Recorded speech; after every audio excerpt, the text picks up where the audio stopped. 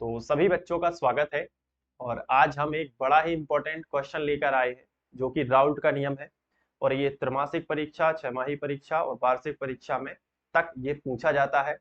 और इसको हम कॉन्सेप्ट के साथ में क्लियर करेंगे। और साथ में इसका आदर्श आंसर कैसे लिखना है, इसके लिए हमने बढ़िया तरीके से नोट्स भी बनाए हुए हैं। और नोट्स की पीडीएफ हमारी वेबसाइट पर आपको जल्दी ही मिल जाएगी। तो डिस्क्रिप्शन जरूर चेक कर लेना, जहां पर वेबसाइट की लिंक रहेगी, तो वहां पर जाके आप इन नोट्स को ले सकते हो। तो ये कैसे इसका आंसर लिखना है, ये तो बहुत बड़ी बात हो जाएगी अगर आप डायरेक्ट इसको याद कर पा रहे हैं। लेकिन देखो, याद करने से रटने से कुछ नहीं होगा। आप अगर उसको कॉन्सेप्ट को अच्छे से समझ लोगे, तो अगर आप कहीं भूल भी रहे हो तो याद आ जाएगा। इसलिए कॉन्सेप्ट जरूरी होता है। तो वापस चलते हैं और देखो, ये जो राउल्ट का नियम है, ये कहाँ से इसकी शुरुआत हुई, इसको समझते हैं। तो इसके लिए हमने यहाँ पे एक बीकर लिया हुआ है। तो अब देखो, मान लो कि ये पानी भरा हुआ है। ये देखो, ये नीले कलर से क्या भरा हुआ है? पानी। तो पानी क्या है? एक विलायक है। तो हमने यहाँ पे लिखा पानी, और शुद्ध पानी ही भरा हुआ है, तो विलायक है। ठीक है।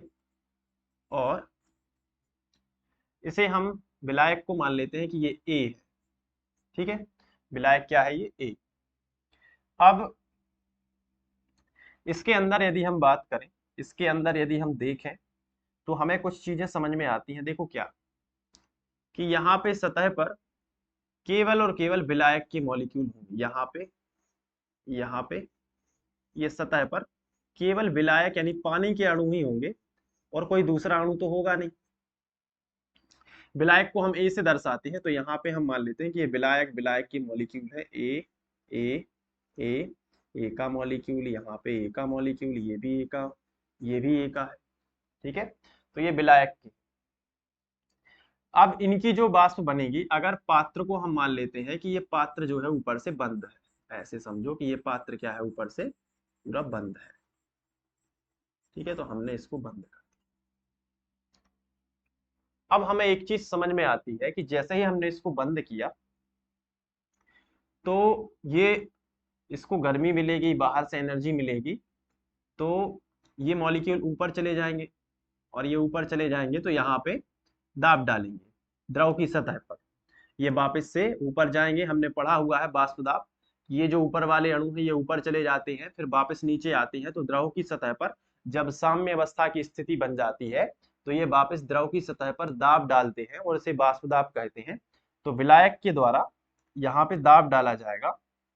तो दाब को क्या बोलते हैं? प्रेशर, यानी कि पी। अब चूंकि ये शुद्ध विलायक है, इसलिए हम इसे विलायक का वाष्प दाब बोलेंगे ए, लेकिन शुद्ध विलायक है तो पी नॉट ए बोलते हैं। बताओ, इतना समझ में आया कि नहीं? शुद्ध विलायक का जो वाष्प दाब होता है, उसे क्या बोलते हैं? P not a. अब इसी तरीके से हम मान लेते हैं यहाँ पे कि एक दूसरा कंटेनर है, जिसमें, इसका हम थोड़ा कलर चेंज करेंगे,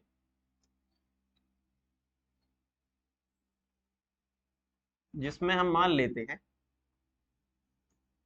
कि यहाँ पे हमने कुछ दूसरा पदार्थ लिया हुआ है। ठीक है। कोई हमने दूसरा पदार्थ लिया है। अच्छे से समझना है तो थोड़ा ध्यान से देखना पड़ेगा, थोड़ा सा धीरज भी रखना होगा। राउल्ट का नियम पूरा अच्छे से समझ में आ जाएगा। ठीक है। तो ये देखो, हमने यहाँ पे एक दूसरा पदार्थ लिया। अब ये जो है, ये विलेय है। वो विलायक था, ये क्या है? विलेय। ऐसा मान के चलो, ये क्या है? विलेय है, जो हम इसमें मिलाने वाले हैं। तो विलेय अकेला, पहले हम विलेय को, विलायक को अकेला देख रहे हैं और विलेय को अकेला देख रहे हैं। विलेय क्या है? विलेय को हम बी से दर्शाते हैं। विलायक को किससे दर्शाते हैं? ए से। विलेय को दर्शाते हैं बी से। तो अगर हम देखें, तो यहाँ पे इसकी सतह पर ये, यहाँ पे विलेय के मॉलिक्यूल होंगे। ये देखो, वी के, यानी विलेय बी के अणु होंगे। यहाँ पे भी होगा, यहाँ पे भी होगा। तो ये भी क्या करेंगे, जब अगर पात्र ऊपर से बंद है, ऐसे समझो, अगर पात्र ऊपर से क्या है, बंद है, क्लोज्ड सिस्टम है पूरा, ये बंद कर दो, अब क्या होगा, ये मॉलिक्यूल ऊपर जाएंगे, फिर वापस इसी पर दाब डालेंगे, ये विलेय का वाष्प दाब होगा। लेकिन ये बताओ कि ये शुद्ध विलेय है ना, यहाँ पे इसमें कोई विलायक तो है नहीं, केवल विलेय विलेय है, तो ये भी शुद्ध अवस्था का होगा वाष्प दाब, किसका, विलेय का। ये विलायक की शुद्ध अवस्था का, कौन सी अवस्था, शुद्ध अवस्था। कॉन्सेप्ट अच्छे से पकड़िए ताकि राउल्ट का नियम अच्छे से क्लियर हो जाए।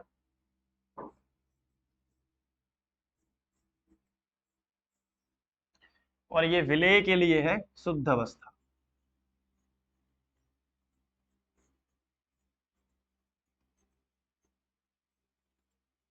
और ऐसी अवस्था में जैसे कोई विलायक है, जैसे पानी है, तो अकेला अगर पानी है तो ज्यादा दाब डालेगा, और अगर इसमें कुछ अशुद्धि मिला देते हैं, कुछ और आ जाते हैं, तो उसका जो दाब रहेगा वो कम रह जाता है, क्योंकि उसमें कुछ मिला दिया गया है। वो बाद में पढ़ेंगे, अभी इतना आपको समझ में आ गया हो तो इसको हम साइड से लगाते हैं।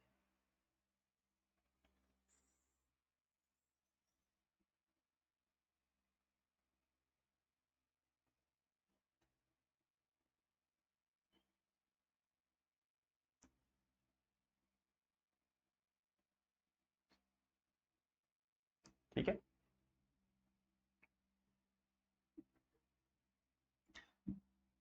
अब हमने क्या किया, ये वाला जो विलेय है इसके अंदर मिला दिया। एक एक पॉइंट अच्छे से समझ, जब हमने ये वाला विलेय इसके अंदर मिलाया तो इसमें एक क्या घटना हुई वो समझो। इसकी सतह पर पहले विलायक विलायक के थे ना कौन, लेकिन अब क्या हो गया कि विलायक के तो हैं, विलायक ए के तो हैं, लेकिन जैसे ही विलेय मिलाएंगे तो इसमें विलेय अच्छे से मिल जाएगा, तो सतह पर विलायक के भी मॉलिक्यूल मिलेंगे और विलेय के भी रहेंगे, विलेय के भी बना देते हैं। ये विलेय बी के है, बताओ क्लियर दिख रहा है कि नहीं, विलायक के भी हैं और विलेय की भी। तो ऐसी अवस्था में जो विलायक के द्वारा दाब डलेगा, विलायक के मॉलिक्यूल जब ऊपर की ओर जाएंगे, ये देखो ये ऊपर की ओर जाएंगे, ये ऊपर की ओर जाएंगे, विलायक विलायक की बात हो रही है, ये ऊपर की ओर जाएंगे, ये ऊपर की ओर जाएंगे। तो विलायक विलायक के जब मॉलिक्यूल ऊपर की ओर जाएंगे और अगर ये बंद है ऊपर से, तो ये वापस इसी पर दाब डालेंगे, तो उसे बोलेंगे विलायक का वाष्प दाब, जिसे हम पी से दर्शाएंगे।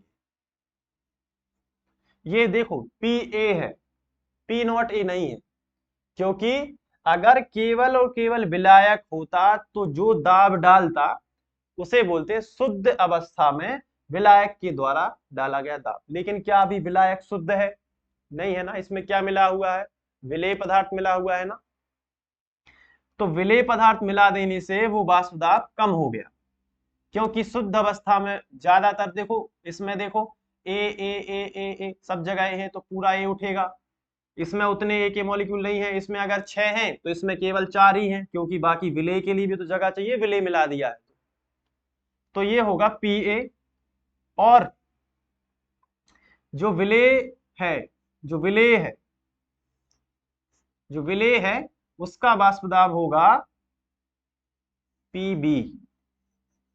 विलेय के मॉलिक्यूल भी ऊपर उठेंगे और वो दाब लगाएंगे, उसको बोलेंगे पीबी। समझ में आया कि नहीं।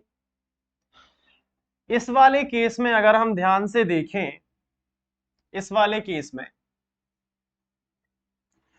तो इसमें जो है विलेय तो है ही नहीं, इसमें केवल कौन है, इसमें केवल कौन है बताओ, विलायक है ना, तो इसमें विलायक का ही मूल प्रभाज रहेगा, विलेय का मूल प्रभाज 0 है, विलेय होगा नहीं, विलेय के मोल उसमें होंगे नहीं, तो विलेय का मूल प्रभाज 0 ही रहेगा ना।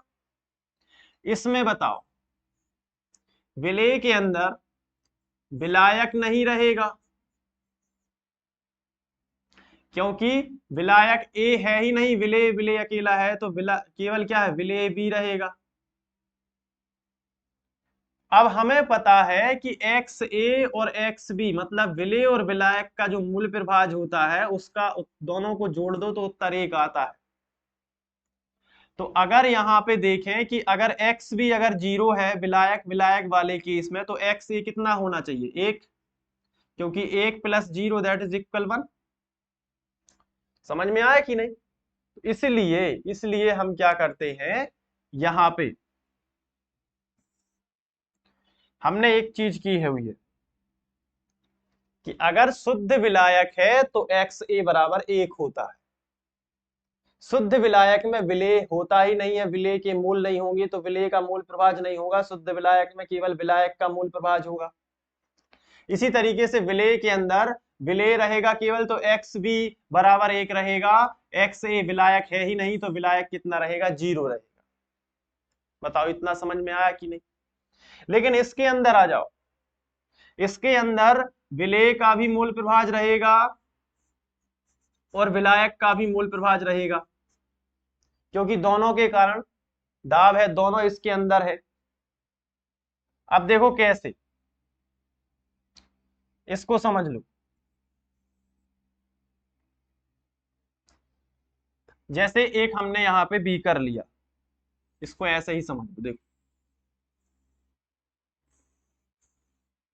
अब इस बीकर के अंदर विलायक हमने लिया था 5 मोल। कितना लिया था, 5 मोल विलायक, यानी कि पानी हमने ले लिया 5 मोल, समझने के लिए है केवल। और हमने इसके अंदर विलेय मिला दिया, मान लो नमक मिला दिया 3 मोल। नमक कितना मिला दिया, 3 मोल इसके अंदर। तो टोटल विलयन के कितने मोल हो गए, तो विलेय का मोल प्लस विलेय का मोल प्लस विलायक का मोल बराबर विलयन का मोल, 8 मोल। अब हम आपसे पूछें कि बताओ विलेय का मूल प्रभाज कितना है, तो विलेय का मूल प्रभाज कैसे बताओगे, विलेय के मूलों की संख्या बटे विलयन के मूलों की संख्या जो कि 8 है। अगर मैं आपसे पूछूं विलायक का मूल प्रभाज, तो आप लिखोगे विलायक के मूलों की संख्या बटे विलयन के मूलों की संख्या। तो ऊपर की संख्या बड़ी होगी, जितनी ज्यादा ऊपर की संख्या बड़ी होगी अपन ये मानेंगे कि उतना ज्यादा वो उसके अंदर है। जैसे 3/8 है विलेय, मतलब ये है कि 8 भाग में 3 भाग घुला हुआ है, ये 8 भाग में 5 भाग घुला हुआ है, तो ये ज्यादा घुला होगा कि नहीं? तो कोई चीज किसी विलेन के अंदर जितनी ज्यादा घुली होगी अपन बोलेंगे उसका मूल प्रभाज उतना ही ज्यादा होगा। अब राउल्ट क्या कहते हैं, राउल्ट सुनो क्या कहते हैं, बड़े ध्यान से समझो इस चीज को।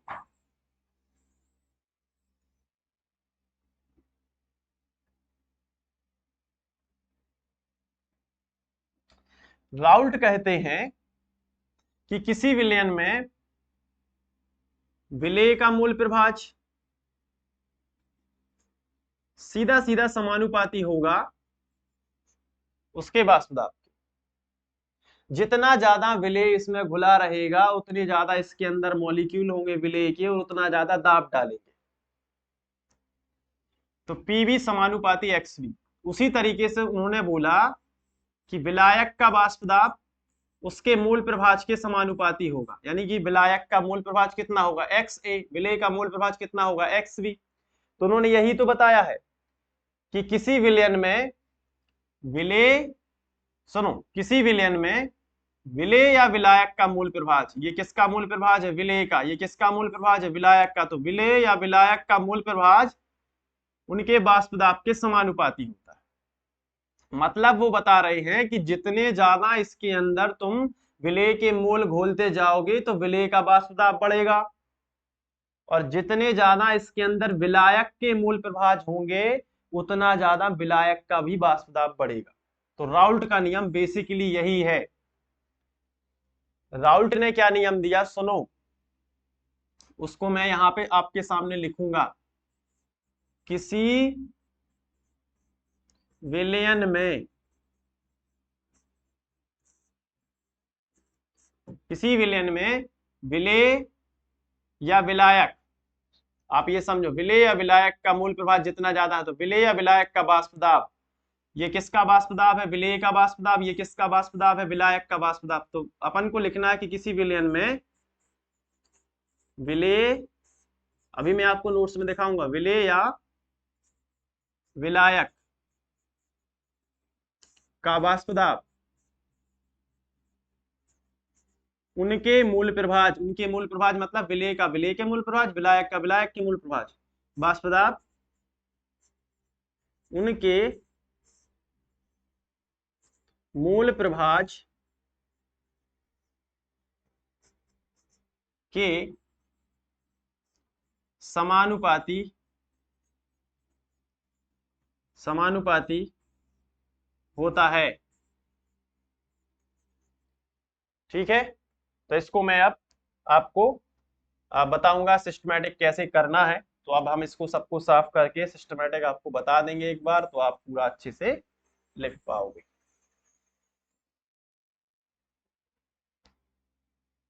चलो, राउल्ट का नियम कैसे लिखना है ये तो हमने बताया है। अब देखो, इसको मैं यहाँ पे साइड में एक लाइन खींचूंगा, फिर यहाँ पे हम लिखेंगे कि ये वाली भाषा तो आपको पता चल गई, किसी विलयन में विलेय या विलायक का वाष्प दाब उसके मूल प्रभाज के समानुपाती होता है, और ये कहाँ से आया? इस वाली इक्वेशन से। ठीक है, और ये हमने समझा भी है। अब हम मान लेते हैं कि कोई भी विलयन है, उसके दो घटक होते हैं। माना विलयन के, अब यही तो नोट्स में लिखा हुआ है जो हम समझा रहे हैं। माना विलयन के दो घटक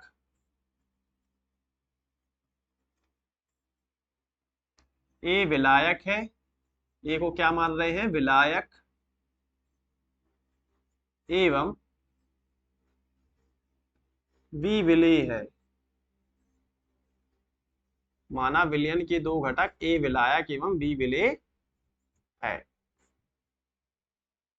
समझ में आया कि नहीं? विलयन के को कितने घटक होते हैं? दो घटक, ए विलायक और बी विलेय। देखो समझ में आया कि नहीं? तब हम विलायक के लिए कर लेते हैं, विलेय के लिए अपना आ जाएगा। तब विलायक, अब इसको ऐसे और लिख सकते हैं आप चाहो तो। कैसे लिखोगे? विलेय और विलायक का वाष्प दाब, विलेय और, पहले क्या लिखा? विलायक, तो विलायक भी लिख सकते हो, कुछ भी लिख लो, कोई टेंशन नहीं। विलेय और विलायक का वाष्प दाब क्या मान के चल रहे हैं, आपको ही बताना है। बताओ, विलेय का वाष्प दाब क्या है? सर विलेय का वाष्प दाब तो पी भी आपने माना है ना? पी भी, तथा और विलायक का क्या माना है? पी ए है। देखो क्या लिखा है, विलेय और विलायक का वाष्प दाब, तो पहले विलेय का लिखना पीबी और विलायक का क्या लिख देना? पी ए है। तथा मूल प्रभाज, तथा मूल प्रभाज को एक्स से दर्शाते हैं, जीटा से। ठीक है, तथा मूल प्रभाज, एक्स भी बोलते हैं, मूल प्रभाज, पहले विलेय का लिख दो एक्स भी यानी जीटा भी, तथा इसे काय भी बोलते हैं, काय। ठीक है, जीटा बोल देते हैं, काय बोल देते हैं, एक्स बोल देते हैं। तथा विलायक का क्या होगा? एक्स ए है। ये आपको पूरी भाषा लिख देनी है कि माना विलयन के दो घटक हैं, ए विलायक एवं बी विलेय है। विलेय और विलायक का वाष्प दाब पीबी और पीए है। देखो विलेय का वाष्प दाब क्या है? पीबी है, और विलायक का क्या है? पीए है, तथा मूल प्रभाज एक्स बी तथा एक्स ए है। तो विलायक के लिए हम कर लेते हैं, विलेय के लिए भी वही आएगा, तो हम लिखेंगे, तो विलायक के लिए राउल्ट नियम से, विलायक के लिए राउल्ट नियम से, राउल्ट नियम से। अब विलायक के लिए राउल्ट नियम से क्या होगा? राउल्ट नियम कहता है कि विलायक का जो वाष्प दाब होगा उसके मूल प्रभाज के समानुपाती होगा। जितना ज्यादा विलायक के मोल होंगे उतना ज्यादा उसका प्रेशर रहेगा। ठीक है, समझ में तो आता है ना? अब समानुपाती का चिन्ह हटा देंगे तो क्या आएगा? पी ए समानुपाती का चिन्ह हटाओगे तो बराबर का चिन्ह आता है और एक स्थिरांक आ जाता है k मान लेते हैं इंटू एक्स ए। इसे हम समीकरण 1 बना लेते हैं। क्या बनाएंगे? समीकरण 1। अब चूंकि विलायक है, अगर केवल और केवल विलायक है तो एक्स ए बराबर कितना होता है? 1। मैंने आपको बताया है कि शुद्ध विलायक में विलेय होता ही नहीं। तो अब हमें यहां पे कंडीशन लगाएंगे कि यदि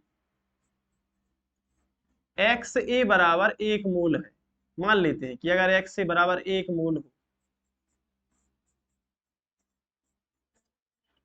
तो हमने ये कंडीशन लगाई कि यदि एक्स ए 1 मोल है तब कौन सी कंडीशन बनेगी? देखो, अगर एक्स ए बराबर 1 मोल होता है तब हम ये मान के चलते हैं कि वो शुद्ध विलायक होगा, उसमें विलेय 0 होगा। अगर एक्स ए बराबर 1 है तो एक्स भी कितना होना पड़ेगा? 0, मतलब विलेय उसके अंदर नहीं है। तो अगर हम इसमें इस समीकरण 1 में, तो समीकरण 1 से रख दो एक्स ए की जगह पर कितना रख दो? 1, तो क्या मिलेगा? पी ए बराबर के, क्योंकि एक्स ए की जगह पर क्या रख दिया? 1। लेकिन एक्स ए कब 1 होता है?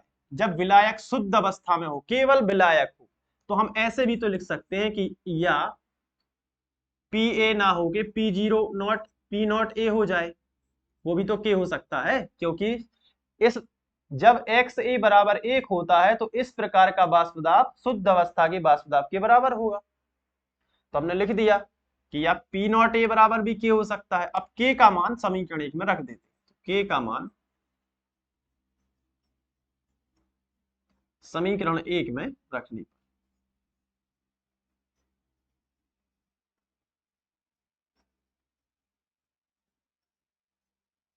तो रख देते हैं। तो यहां आ जाओ समीकरण 1 में, देखो पी ए लिखा है सबसे पहले, तो वो लिख दो, बराबर का चिन्ह लगा दो। के का मान कितना निकाला है? पी नॉट ए, तो लिख दो P not A into X A. ये आ गया हमारा एक सेगमेंट। अब ये तो आ गया, इसी प्रकार हम विलेय के लिए भी तो निकाल सकते हैं। तो हम यहां पे लिखेंगे इसी प्रकार विलेय के लिए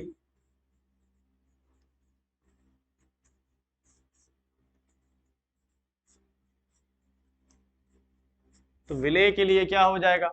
जहां जहां ए लिखा है वहां वहां बी लिख दो। तो क्योंकि ये पूरा हल करोगे फिर से तो वो चीज सही नहीं मानी जाएगी, क्योंकि आना वही है। तो जैसे पी ए बराबर P not A into x से हो जाएगा, वैसे पी बी बराबर क्या हो जाएगा? P not B into X B. ये किसके लिए आ गया? विलेय के लिए। तो किसी विलयन के अंदर अगर विलेय भी है और विलायक भी है, तो इसको समझो कि टोटल कितना दाब होगा। तो इस यहां पे लिखेंगे, इसलिए विलयन का कुल वाष्प दाब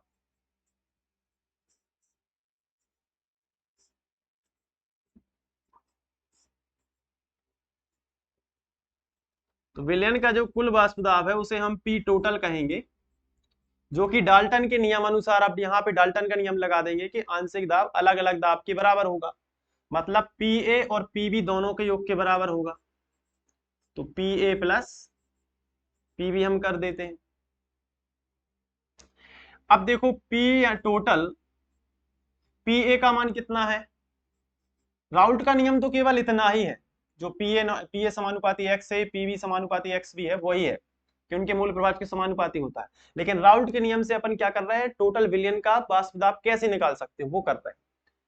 तो पी टोटल पी ए का मान यहां से देख के लिख लो, P not A into X A. इसी तरीके से पी बी का मान लिख लो, P not B into X B. तो ये है, इस सूत्र के माध्यम से हम किसी भी विलयन का क्या निकाल सकते हैं? वाष्प दाब। अब आप चाहो तो इसको और आगे बढ़ा सकते हो, मतलब इस यही तो मतलब यहाँ पे ये कभी मत लिख देना कि यही राउल्ट का नियम है, क्योंकि ये राउल्ट का नियम थोड़ी ना है। राउल्ट का नियम तो केवल इतना ही है, अगर विलेय के लिए लिखोगे तो वो हो जाएगा। तो राउल्ट का नियम केवल उतना ही है, ठीक है। ये है संपूर्ण विलयन का, जिसमें विलेय और विलायक दोनों हो, उसका वाष्प दाब ऐसे ज्ञात करते हैं। इसको आगे बढ़ा के हम और भी लिख सकते हैं, जैसे कि एक्स ए का मान अच्छे से आपको पता है, पी नॉट ए। अगर इसको हम नंबर ऑफ मोल में लिखें तो ये विलायक के मोलों की संख्या बटे विलयन के मोलों की संख्या हो जाएगी, N A plus N B. हालांकि नोट्स में तो ये नहीं है, एक्स्ट्रा नॉलेज है। प्लस पी नॉट बी, विलय के लिए लिखोगे एन बी बटे N A plus N B. तो ये नोट्स में नहीं है लेकिन एक्स्ट्रा बता दिया, ये पी टोटल है। वैसे तो यहाँ तक है, और इससे इस सूत्र के द्वारा हम किसी भी विलयन का वाष्प दाब ज्ञात कर सकते हैं, जो कि आपको अच्छे से याद रखना है कि पी टोटल बराबर P not A into X A plus P not B into X B. बताओ समझ में आ गया कि नहीं? तो ये देखो क्या लिखा था कि किसी विलयन के वाष्प दाब ज्ञात करने का सूत्र लिखा था कि नहीं, किसी विलयन के वाष्प दाब ज्ञात करने का सूत्र। तो ये वो सूत्र है किसी विलयन का वाष्प दाब जिससे ज्ञात हो सकता है। अब नोट्स पर देखें, थोड़ा आप बेसब्री से इंतजार कर रहे होंगे कि क्या ऐसा ही लिखा है, देख लेते हैं। देखो आपके सामने नोट्स का चित्र मैंने रखा हुआ है ताकि आपको सहूलियत हो पढ़ने में। राउल्ट का नियम, किसी विलयन में विलेय या विलायक का वाष्प दाब उसके मूल प्रभाज के समानुपाती होता है, यही हमने समझाया है कि नहीं? यही है ना। अब मान लेते हैं, माना विलयन की दो घटक है, ए विलायक और दूसरा क्या है, बी विलेय है। ए विलायक है और बी क्या है, विलेय है। देखो यहाँ पे लिखा बी विलेय है। तो अब देखो क्या लिखा है, विलायक का वाष्प दाब पी ए मान लेते हैं, जो विलायक है उसका वाष्प दाब क्या माना हुआ है, पी ए, और जो मूल प्रभाज है वो क्या माना है, एक्स ए। ऐसा ही तो मैंने ही समझाया है। विलेय का वाष्प दाब, देखो विलेय का वाष्प दाब क्या माना है, पी बी, और मूल प्रभाज कितना माना है, एक्स बी। एक एक पॉइंट से मैं आपको समझा रहा हूं, दोबारा से देख लो। तो विलायक के लिए राउल्ट नियम लगा दिया।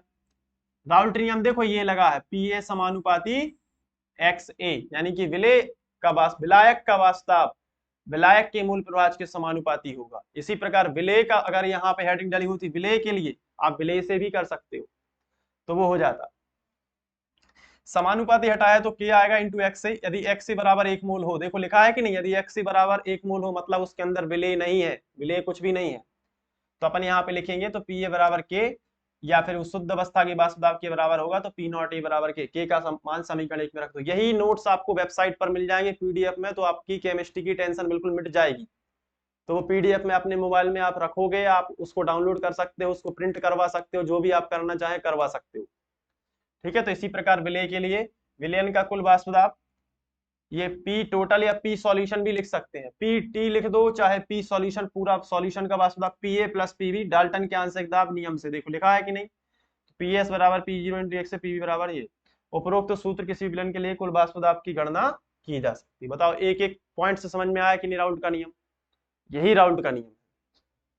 तो अब अगर आप अभी आपके पास नोट्स नहीं है और आप स्क्रीनशॉट लेना चाहते हो तो मैं इसको साफ कर देता हूं, जो मैंने अंडरलाइन वगैरह किया हुआ है, तो आप इसका स्क्रीनशॉट ले लीजिएगा अच्छे से। और अब राउल्ट के नियम में आपको दिक्कत नहीं होनी चाहिए, मैं साइड हो जाता हूं, ये आप स्क्रीनशॉट लेके लिख सकते हो। ठीक है, वीडियो के अंदर ही आप अपने नोट्स बना सकते हो, पीडीएफ में नोट्स चाहिए तो वेबसाइट पर आप जा सकते हो।